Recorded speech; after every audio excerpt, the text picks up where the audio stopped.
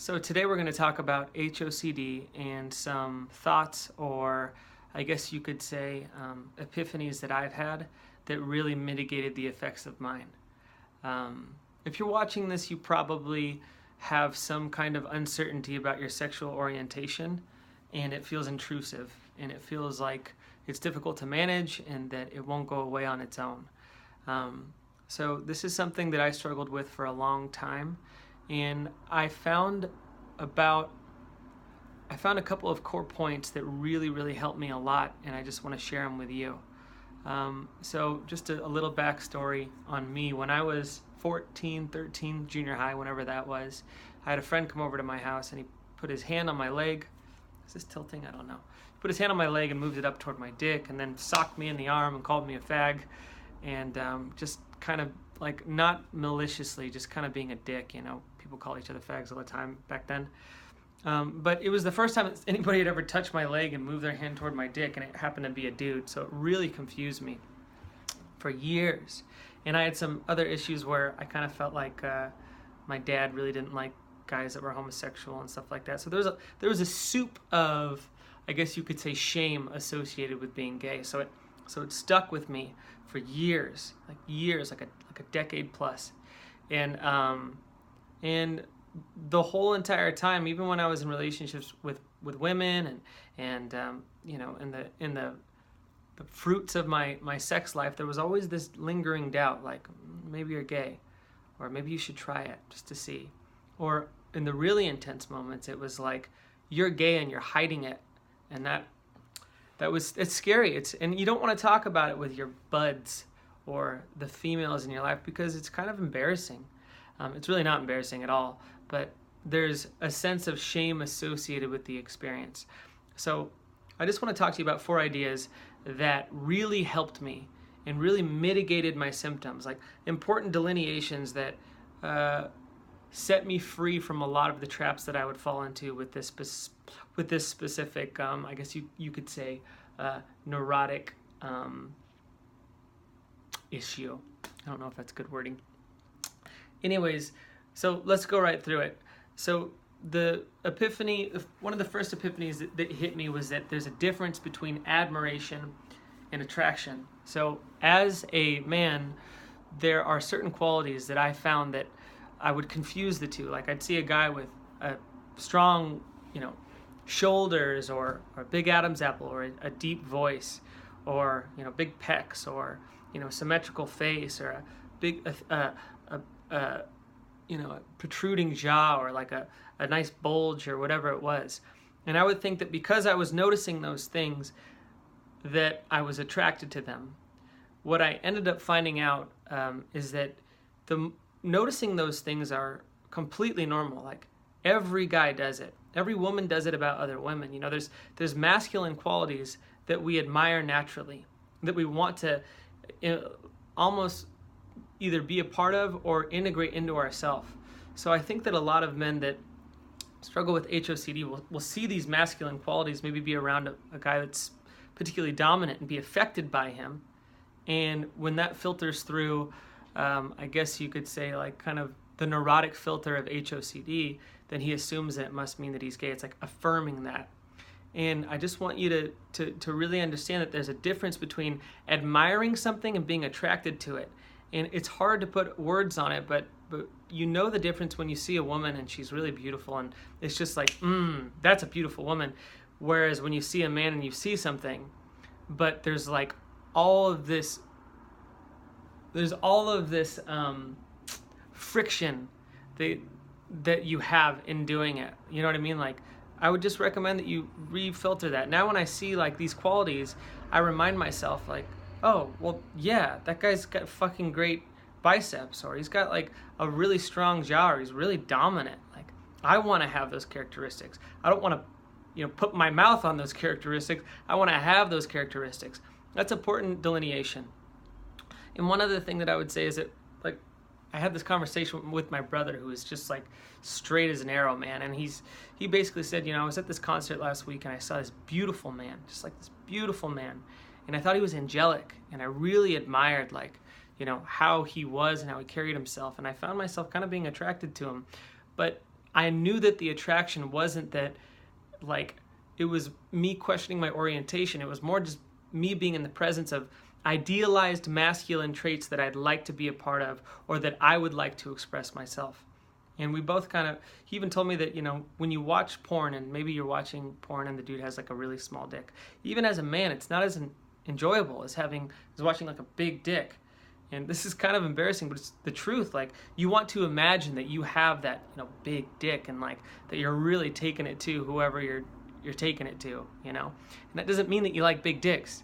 It means that a big dick is something that is a quality that you would like to have, that you vicariously, appreciate through other people.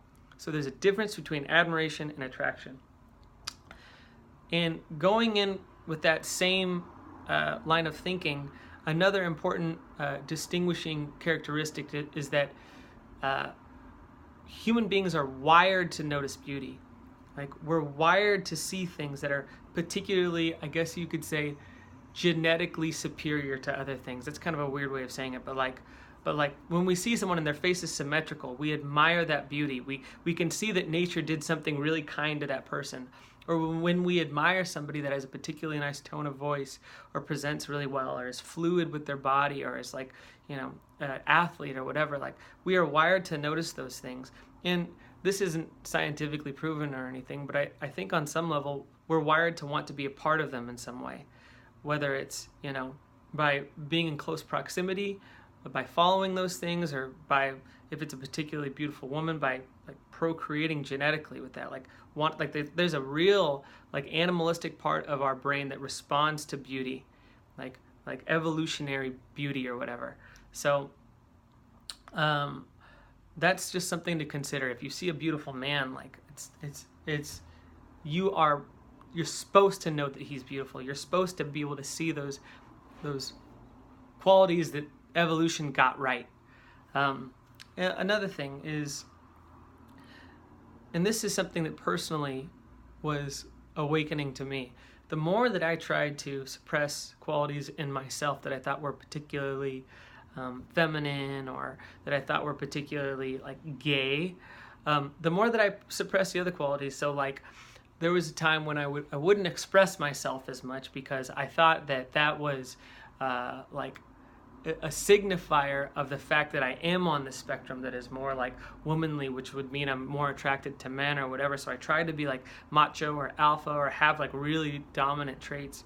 And what I ended up finding out is the suppression, like suppressing your feminine side, your expressive side, your natural inclination to emotionally interact with things. Like, you can't turn down the knob on your femininity without turning down the knob on your masculinity.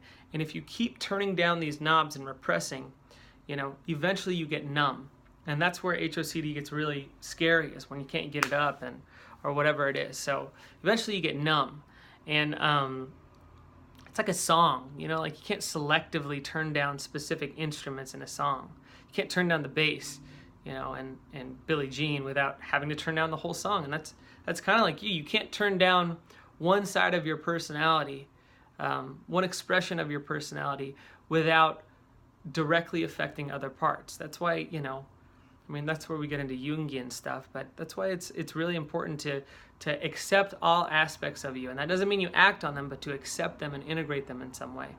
And generally speaking, having a feminine side is a great thing, and it's a real advantage if you're not afraid of it, and if you're not trying to repress it. The other big thought that is important to acknowledge is that, we're all on a spectrum. We're all on a spectrum. So we were just talking a little bit about feminine and masculine. Some guys are going to have more masculine characteristics in their personality or in their phenotypical expression, like the way they look. But everybody is on a spectrum on all things. Like, no one is the same. Like, no one is 100% straight all the time. It just doesn't exist. We're all percentages of different characteristics melded into this individual that is us. So I just want to remind you, just because you have inclinations toward, noticing that someone of the same sex is attractive or admirable or being affected by them, it doesn't mean that you're gay. That's not what that means. What that means is that you have the capacity to see those things. You have the capacity to appreciate that. And just because you have, like, say you're 6% gay and 94% like straight, you don't have to go suck a dick to really like be true to yourself. Like that's irrational thinking. So, but in acceptance of it, like, yeah, like men exist and there are some beautiful men out there. I can appreciate that. I can, and here's the trippy thing too, like when you appreciate beauty, like when you think about the most manly qualities a man can have, it's a lack of fear, generally speaking. I mean, I guess this is just a person, but if you think about men, like when you see a man and he, like, if you look at Russell Brand, like he's kissing dudes on the lips all the time. He's super like comfortable and is feminine and like isn't afraid to step over boundaries, but he's like the straightest guy ever. And witnessing somebody that is just comfortable with all aspects of himself, it's really, really attractive, and it's really, really manly. It's having that fear is the opposite of the characteristics that you're probably looking for. So I don't know if that was too off topic, but I'm just kind of seeing where this goes a little bit.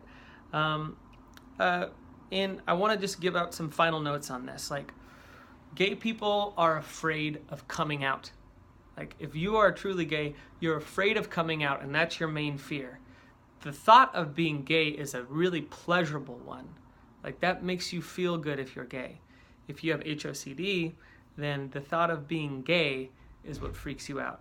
So those are two fundamental, like, very, very different things there.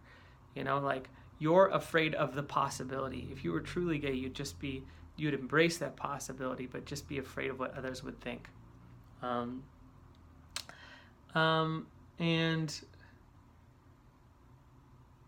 yeah, I guess that's really the main thing. I think I covered all of the different points there. So how can I end this? Just off the cuff, it's okay to notice people and admire them. There's going to be all different types of people that will affect you in some way.